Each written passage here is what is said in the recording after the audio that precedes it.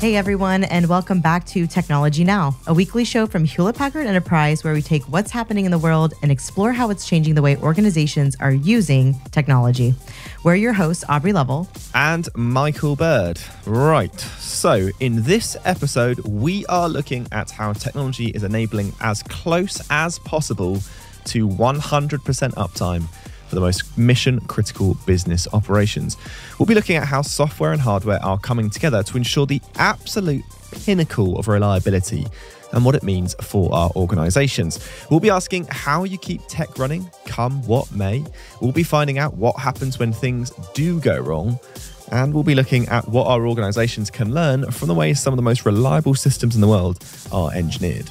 Perfect. Well, if you're the kind of person who needs to know why what's going on in the world matters to your organization, this podcast is for you. And if you haven't yet, subscribe to your podcast app of choice so you don't miss out. All right, let's get this party started. Let's do it. Right. Well, you don't need me to tell you that IT downtime is an extremely expensive business. One recent report, which we've linked to in the show notes, found that IT downtime costs enterprise-level organizations $9,000 per minute on average. For higher-risk industries such as finance, government, healthcare, media, retail, and transportation, their average cost of downtime can be over $5 million per hour. And it gets even worse when it comes to manufacturing. According to a 2022 report from Siemens, the annual cost of downtime is now $129 million per facility among Fortune Global 500 companies, which is up 65% on the last survey in 2019/2020. So what can be done to mitigate these risks? How can fault tolerance, security, and data-driven insights make downtime less damaging or eliminate it altogether? Well, Aubrey, that's a good question. And to answer those questions and more, I recently caught up with Casey Taylor. She's Vice President and General Manager of HPE NonStop Solutions. Casey, welcome to the show. Thank you so much for joining us. So, in simple terms, what is HPE NonStop? Okay, well, HPE NonStop is a extremely high availability, fault-tolerant converged system. So the easiest way to think about it is it's hardware and software rolled into one that provides a full stack solution to our customers with the most mission critical workloads. So in simple terms, it's very, very, very, very reliable compared to stuff you can just get off the shelf. It is, yeah, exactly. So, I mean, for example, the IDC talk about levels of availability. It's level 4 in terms of availability, which means that if there is some kind of fault or issue, it is going to get that process back to where it was before, no interruption, and it will pick up back kind of where it left off seamlessly. So we would say 5 nines of availability is kind of officially what we're supposed to say, but the reality is it's fault tolerant. Wow. Okay, so super reliable. And is that in the sense of hardware, software, power? Is that all sort of integrated? It's all integrated, but really the secret sauce for NonStop is the software. Sure. And so what's interesting is that really this is a software business within HPE, but obviously we sell it as a converged system, so we will obviously sell it with our hardware, help out Kristen sell some ProLiant, and we have some networking and storage that goes in. But we actually 5 years ago disaggregated the software from the hardware, and so customers can choose to buy the converged system, hardware and software, or they can just buy the software license. Ultimately, the hardware obviously is important for getting the job done, but what makes it truly fault tolerant is the IP that we own, which is the NonStop software. And so what does that do? Is sort of just managing the different hardware components and saying, okay, well, this stick of memory is gone. Let's replace it with this stick of memory very, very quickly. It's that sort of thing, but very, very, obviously much smarter than I'm explaining it. It's actually, I like to explain things in simple terms as well. And I would say that we could think about it as that it's pairs of processing happening, transaction processing. And so effectively what we have is a pair of processes working, and there's 3 of them. So you could think about it 6-way fault tolerant, right? Wow. So if there is some kind of fault or issue in the active transaction that's happening, the one that is passive will take over seamlessly because it's working at the same time. Wow. So it is a shared nothing architecture with basically 6-way fault tolerance. Wow. Shared nothing. So I've heard instances where you have sort of separate power coming into the building for the different systems, separate power, separate networking, separate lines. Exactly. And obviously customers can choose how they install and deploy. Yeah. And some of that will impact, some of those outside factors, natural disasters and whatnot. And that's obviously why we encourage our customers that are super mission critical to have disaster recovery options. But ultimately, failing some kind of natural disaster which brings out an entire grid or that entire building, the system itself is fault tolerant. Wow. So what sort of industries need these solutions? I'm guessing finance is probably an obvious one, but are there any other ones? Absolutely. Yeah, I would say probably about 70% of our customer base, hundreds of customers around the world, 70% of them are in the financial services industry, a lot of banks. Yeah. And if you think about North America, for example, about 90%, give or take, of the credit card transactions that happen on a daily basis happen on a NonStop system.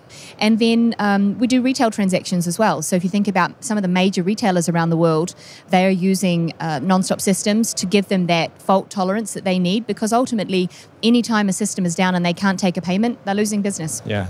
Wow, that's a lot of...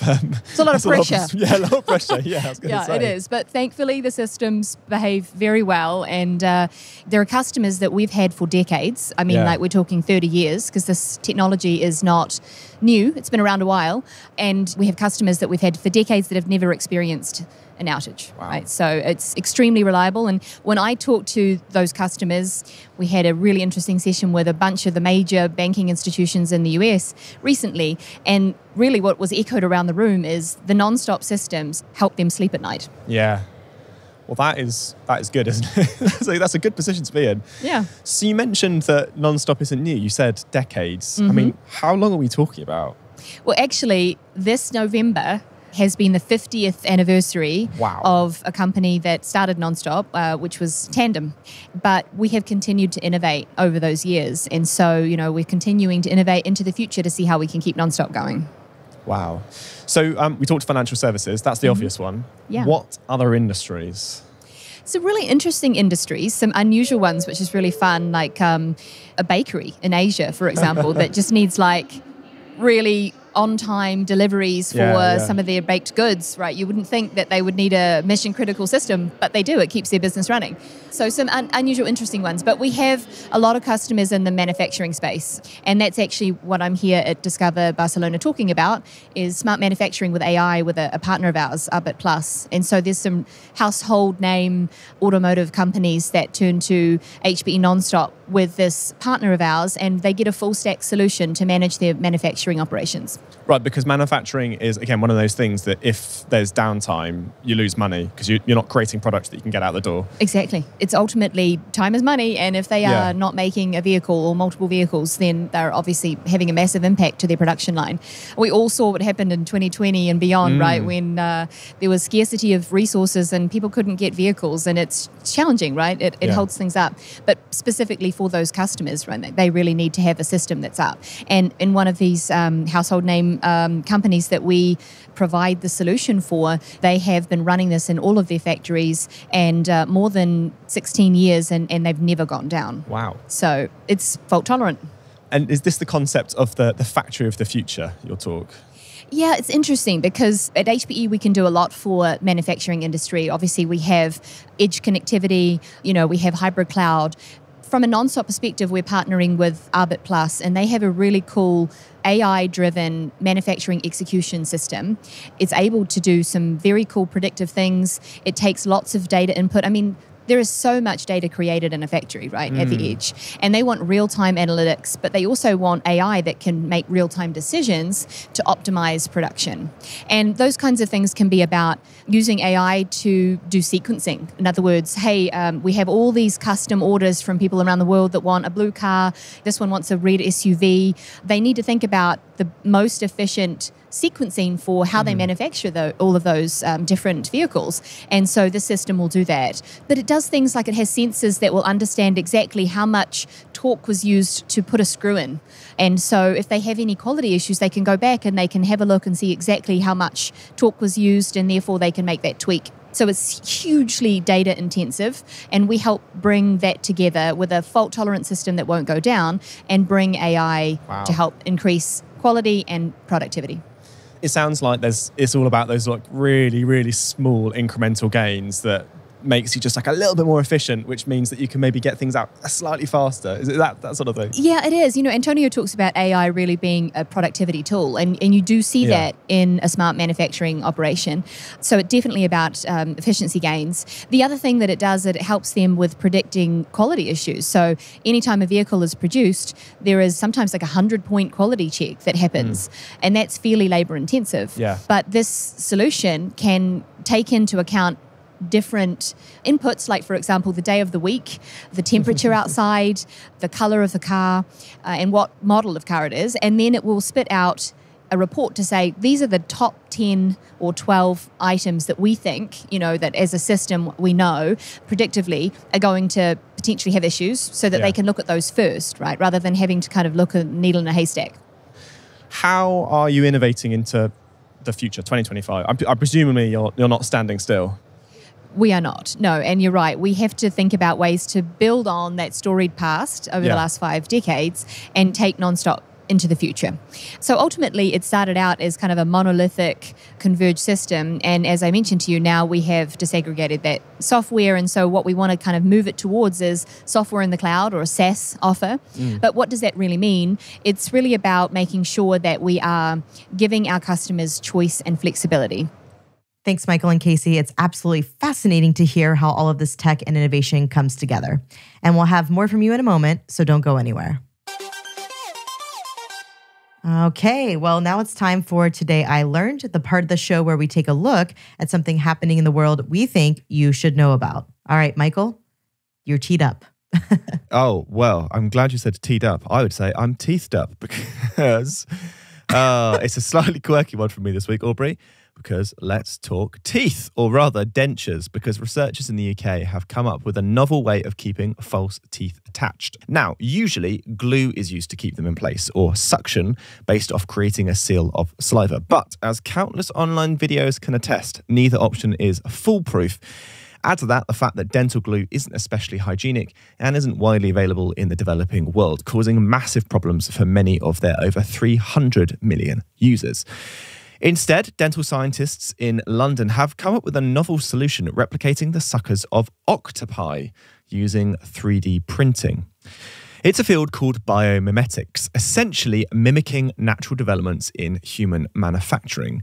And octopus tentacles are covered in dozens of flexible suckers, which create an incredibly strong negative pressure seal on whatever they want to cling to, even the slipperiest of surfaces. Even in early trials, the improved denture design was twice as reliable, whilst also being easier and more hygienic to fit. What's more, it's a cheap solution that lasts as long as the teeth do.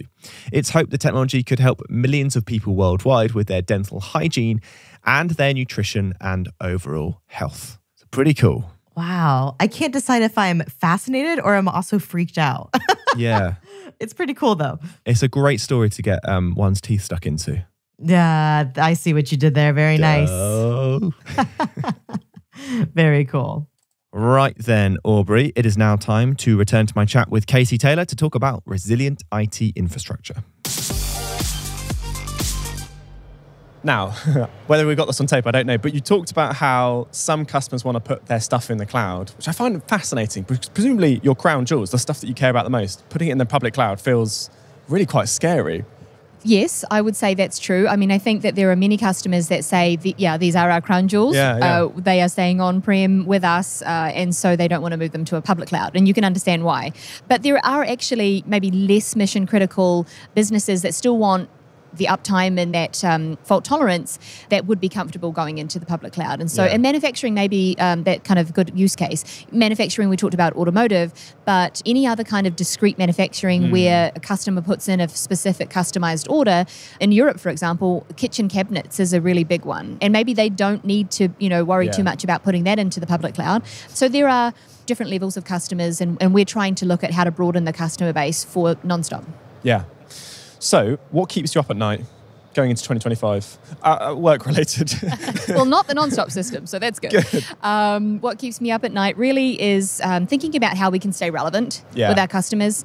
I feel I have a duty to this business. It's a very special technology that's been around a long time, and it does such a critical thing for our customers. I mean, it really powers the world around us. For me, it's about making sure that we are innovating, we have a roadmap that is going to meet customer needs into the future, and that we can think about how we bring new customers onto the platform. Yeah. I mean, what a responsibility to some extent. Like you're saying, it's powering a good chunk of the transactions happening around the world. And there's this legacy. It's been around for so long. It has, and it's, I will say too, that the people, in the business units, the sales team, and even our customers that come along to our user group meetings, is such a great community around NonStop Business. And you really don't have a set of customer base anywhere else that love this product so much, right? I mean, we get like some of the highest CSAT scores because it does what it says on the tin, right? Like it just doesn't stop. And so they love that. So if an organization, if they have an environment that is, for want of a better word, like bog standard, what's the first step of their journey into figuring out? Well, one of the things that we're trying to do to get new customers onto the platform is get away from talking about the platform itself, right? And so as a company, we are trying to shift our focus from selling speeds and feeds and performance stats, and shift to talking to customers that want to focus on business outcomes, productivity, what it can do for them in their business. You will not have any downtime. This is going to give you AI-driven efficiencies and that full solution. So really, it's about pivoting to think about business outcomes. And so that's really how I think customers should be thinking, is what are they trying to achieve? One really good example of that is a very large customer that we have that takes reservations. They have a reservation system to book their product, and they also take credit card payments. So they use NonStop, and they have for many years. And they are thinking about, how do they get a business model where they could pay per transaction, for example, because that gives them the cloud economics, but they have the fault tolerance and the peace of mind of having a dedicated system. In fact, we've just moved it into a colo that now we are managing it. So it's a full GreenLake managed service on NonStop.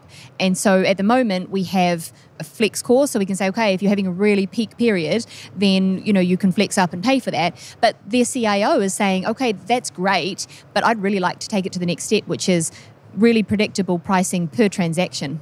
So those are the kinds of things that I think customers need to think about, is how serious are they about uptime, and how much of a business impact does it have if their system goes down, and then how do they want to consume it, and what is the business outcome that they're looking for. Amazing. Now, the last question we ask every guest is, why should organizations care? Why should they care about reducing their IT downtime? Why should they care about NonStop? Why should they care? They should care because I think these days the public, governments have a high expectation for uptime. All we need to look at is in the last 6-12 months, some of the really visible major IT outages that have brought down industries. And I think that they need to care about uptime to protect their brand reputation and to keep their commitments to their end customers. Yeah. Amazing. Casey, thank you so much for your time. It's really appreciated. Thanks for having me. It's been a pleasure talking to you. Likewise. Thanks so much, Michael. And it's been great to hear from Casey as well. You can find more on the topics discussed in today's episode in the show notes. Right. Well, we are getting towards the end of the show, which means that it's time for This Week in History, a look at monumental events in the world of business and technology, which has changed our lives. Aubrey, what was last week's clue? The clue last week was it's 1967 and 1982. Surgeons put their hearts and souls into these procedures. Oh, lovely. I think you know where this is going, right? Yes, I think I know. This is one of the easier ones, I would say.